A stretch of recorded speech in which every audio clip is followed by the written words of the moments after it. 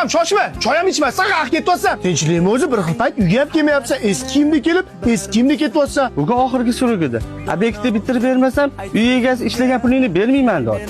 Agar vaqtingiz bo'lsa, bugun qarashib oling aka. Necha marta men senga men bilan ishlagan desam, mana shu ustachiligingni tanlading. Bo'pti, yur qarashib oraman.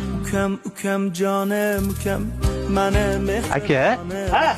mashinangiz kaltini berib turing. Qorin ochib ketdi, shunda obyektga chiqib keling. Moshinani kalti o'zida. Sot bo'lib chiqib kel, bor. Aka, siz havas qilgan u ham ancha bitib qoldi. Ishqilib tuzur ostida gaplashganmisan? Men xabar olib chiqaychi. Xo'p, O'zi O'zbekistonda nomeratni introverding qaysi? O'rtamizda sir bo'lib qolsin. Mo'bi. O, menga qaralaring. Bunday hamma yopardik. Hozir ishqi bo'lib tozalab qo'yamiz. Bidillama u. O'zi bir oddiy usta bo'lsang, tozalamamtlarni. aka tinchlikmi nima bo'pti? Assalomu alaykum qo'shning.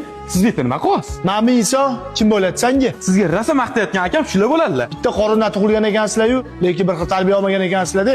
Akangga yetib qo'yga, kibrga berilmasin. Hammasi qoladi. Ukam, ketdi bu yerda.